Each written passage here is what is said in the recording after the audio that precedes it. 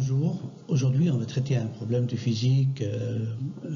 Ce problème peut se traiter en terminale S comme au PASS et ça concerne l'énergie d'un photon, sa longueur d'onde et sa quantité de mouvement.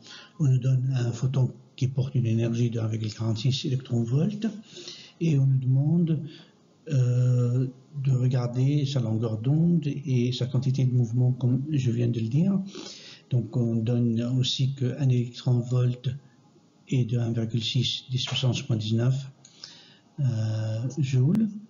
La constante de Planck, donc on va l'utiliser apparemment, c'est 6,6 10 puissance moins 34 et la célérité de la lumière est de 3 10 puissance 8 mètres par seconde.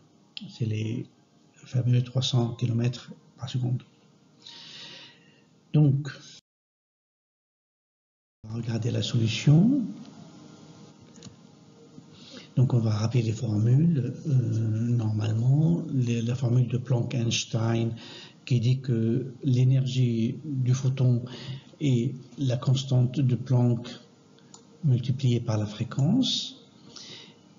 La fréquence étant 1 sur t, la période, donc c'est h sur 1 sur t, et t c'est lambda sur la célérité, et donc ça donne h fois c sur lambda.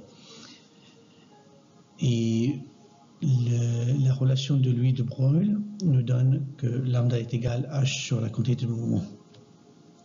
Donc là on va calculer, donc d'après 1, lambda n'est autre que le H fois C sur E. Voilà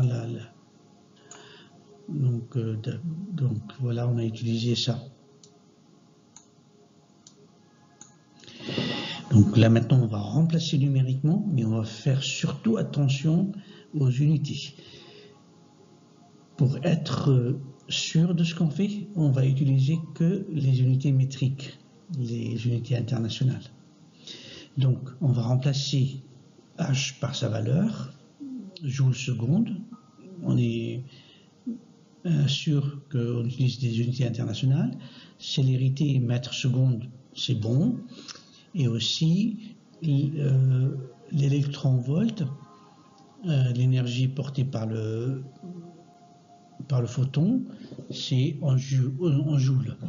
Vous voyez que on est en train de multiplier S par S-1, S disparaît, on divise joule par joule, joule disparaît, il ne reste plus que le mètre. Et ce cher mètre va donner la dimension de lambda, donc on est bon, on est en train de regarder une longueur. Donc le calcul nous donne que vous pouvez le faire rapidement, c'est pas la peine d'être précis parce que c'est un ordre de grandeur, c'est pour cela dans les questions il y avait approximativement. Donc on trouve que lambda est égal à 850 par 10 puissance moins 9 mètres ou 8,7 10 puissance moins 7 si vous faites le calcul. Donc un nanomètre c'est 10 puissance moins 9 mètres. Donc on va le mettre ici. À titre exceptionnel, on ne va pas utiliser mètre, on va dire nano, parce qu'il nous demande des nanos et on risque rien. Donc, on va se rappeler les questions.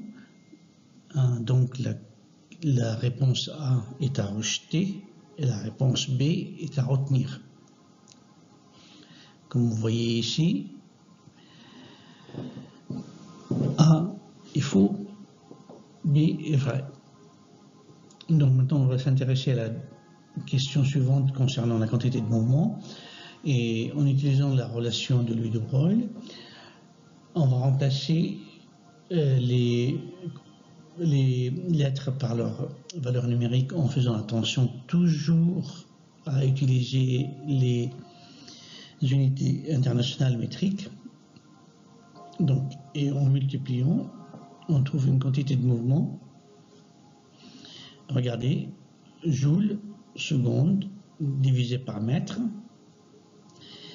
Comme joule, c'est des kilogrammes mètre carré, mètre seconde moins 2, c'est une force multiplié par des mètres, l'énergie, donc c'est force fois déplacement, donc des newton-mètres, et le newton c'est comme mg, c'est des forces, c'est kilogrammes par mètre seconde moins 2. Ça c'est comme g, ça c'est comme m, la masse. Donc ici on retrouve les unités internationales et on retrouve que P est égal à 7,8 10 puissance moins 28 kg par mètre seconde. Ça c'est la quantité de mouvement, c'est toujours une masse multipliée par une vitesse. Donc on ne s'est pas trompé, au moins pas dans les unités, peut-être dans les calculs. Donc là, après ce qu'on a vu, C et E sont faux et D est juste.